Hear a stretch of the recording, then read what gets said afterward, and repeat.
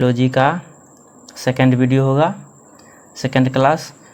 तो इस पिछले वीडियो में हम लोगों ने यहाँ तक जो है पढ़ चुके हैं, यानी कि केपलर ने ग्रहों की गति की खोज किया और हब्बल ने ब्रह्मांड की जानकारी दिया था और अस्तु तथा पाइथागोरस ने बताया कि क्या पृथ्वी गोल है। गैलीलियो ने सिद्ध किया कि पृथ्वी क्या है, गोल है। तो इससे आगे हम लोग आज पढ़ने वाले हैं। अगर आप लोग चैनल पर नए हैं तो चैनल को सब्सक्राइब जरूर कीजिएगा। चलिए इससे आगे हम लोग आज पढ़ते हैं। तो चलिए यहाँ से स्टार्ट करते हैं। ब्रह्मांड वर्ष क्या है? ब्रह्मांड वर्ष तो सूर्य का एक चक्कर ब्रह्मांड वर्ष कहलाता है, यानी कि सूर्य जो है ब्रह्मांड का एक चक्कर लगाता है, उसे क्या कहते हैं? ब्रह्मांड वर्ष करते हैं। और सूर्य जो है 250 किलोमीटर प्रति सेकंड की चाल से 250 किलोमीटर प्रति सेकंड की चाल से 25 करोड़ वर्ष में पूरा चक्कर लगाता है, यानी कि करता है ब्रह्मांड वर्ष। ठीक है, तो सूर्य कितना यानी कि किलोमीटर के हिसाब से चलता है, तो 250 किलोमीटर प्रति सेकंड की चाल से 25 करोड़ वर्ष में क्या करता है? पूरा चक्कर लगाता है। चलिए खगोलीय इकाई पढ़ते हैं। तो खगोलीय इकाई क्या होता है? पृथ्वी तथा सूर्य के बीच दूरी को क्या कहते हैं? खगोलीय इकाई कहते हैं। तो कितना है? 15 करोड़ किलोमीटर। तो यानी पृथ्वी तथा सूर्य के बीच दूरी लगभग कितना है? 15 करोड़ किलोमीटर। और एग्जैक्ट वैल्यू कितना है? यानी एग्जैक्ट दूरी जो होगा वो 14.96 करोड़ किलोमीटर होगा। ठीक है, और लगभग कितना होगा? 15 करोड़ किलोमीटर। चलिए अगला है प्रकाश वर्ष।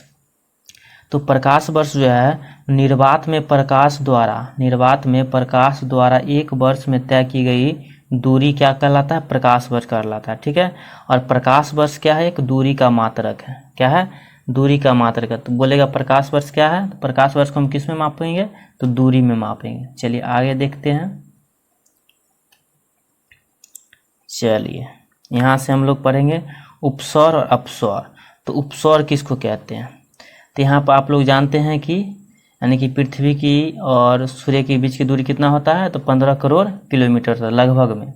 अब यहाँ पर क्या होता है, यानी उपसौर क्या होता है? उपसौर तो उपसौर जो होता है सूर्य और पृथ्वी की न्यूनतम दूरी को क्या कहते हैं हम लोग? जब भी होगा यहाँ पर लिखिए औसत दूरी कितना है? 15 करोड़ किलोमीटर है। ठीक है, पृथ्वी और सूर्य के अगर 15 करोड़ से क्या होगा?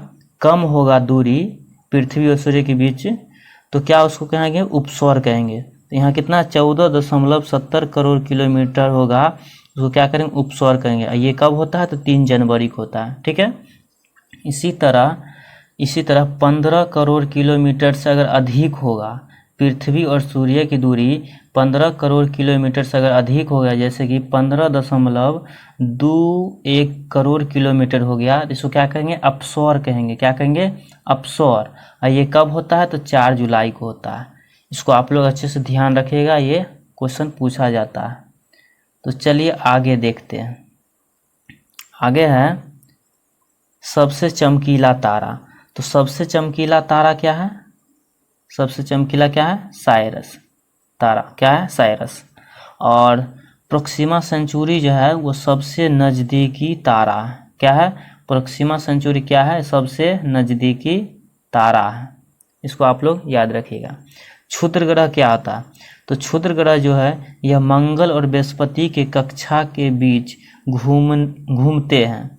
ठीक है, और ये दूसरे ग्रह के टुकड़े होते हैं। दूसरे ग्रह का टुकड़ा जो होता है वो मंगल और बृहस्पति के कक्षा के बीच में क्या करते हैं? घूमते रहते हैं। ये कैसा होता है? दूसरे ग्रह के टुकड़ा होता है जो मंगल और बृहस्पति के बीच में क्या करता है? घूमते रहते हैं। चलिए अगला है उल्का। उल्का जो होता है क्षुद्र ग्रह जब पृथ्वी पर गिरते हैं तो वायुमंडल के घर्षण के कारण जलने लगते हैं, जिसे क्या कहते हैं? उल्का कहते हैं। समझ में आया? उल्का क्या है? क्षुद्र ग्रह जब पृथ्वी पर गिरते हैं तो वायुमंडल के घर्षण के कारण जलने लगते हैं, जिसे क्या कहते हैं? उल्का कहते हैं। अब उल्का पिंड क्या होता है? चलिए आगे देखते हैं। उल्का पिंड तो उल्का पिंड जो हुआ, उल्का पिंड हो गया क्या? जब उल्का पृथ्वी पर गिर जाता है। क्या है? जब उल्का पृथ्वी पर गिर जाता है तो उसे क्या करेंगे? उल्का पिंड कहेंगे। ठीक है, चलो बोलाइट। बोलाइट क्या होता है? जब उल्का जो है विपरीत दिशा में यानी कि घूर्णन के विपरीत दिशा में अगर वह क्या करता है, घूमता है, तो उसे क्या कहेंगे, बोलाइट कहेंगे। ठीक है, तो जब उल्का विपरीत दिशा में गिरता है तो उसे क्या कहेंगे, बोलाइट कहेंगे। चलिए, पुच्छल तारा, पुच्छल तारा को हम लोग पढ़ते हैं। पुच्छल तारा को क्या कहते हैं, धूमकेतु कहते हैं। ठीक है, और ये जो होता है पुच्छल तारा, ये धूल कण के बने होते हैं। क्या होते हैं, धूल कण के बने होते हैं, और इसका पूंछ जो है सूर्य के विपरीत दिशा में होती है। क्या होती है, इसका पूंछ जो है सूर्य के विपरीत दिशा में होती है। चलिए, इससे आगे पढ़ते हैं।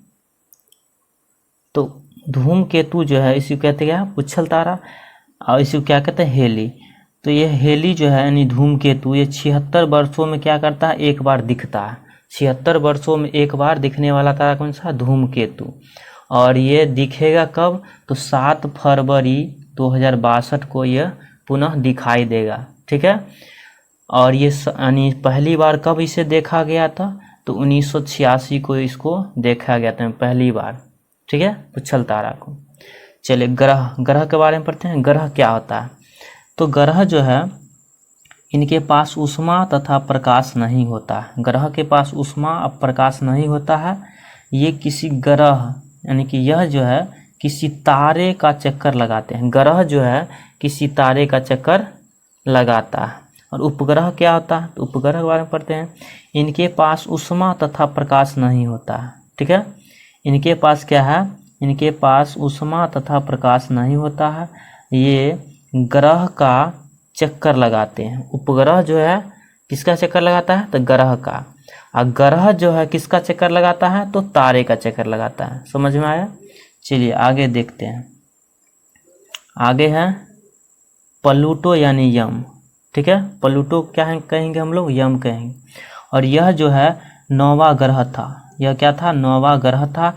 किंतु 24 अगस्त 2006 को चेक गणराज्य की राजधानी प्राग में अंतर्राष्ट्रीय खगोल संघ की बैठक हुई, जिसमें प्लूटो को ग्रह की श्रेणी से निकालकर बौने ग्रह में डाल दिया गया। यानी कि प्लूटो जो है यम है, और यह जो है 9वां ग्रह था, किंतु 24 अगस्त 2006 को चेक गणराज्य की राजधानी प्राग में अंतर्राष्ट्रीय खगोल संघ की बैठक हुई, जिसमें प्लूटो को ग्रह की श्रेणी से निकाल कर उसको क्या किया, बौने ग्रह में डाल दिया गया। ठीक है, चलिए इससे आगे हम लोग देखते हैं।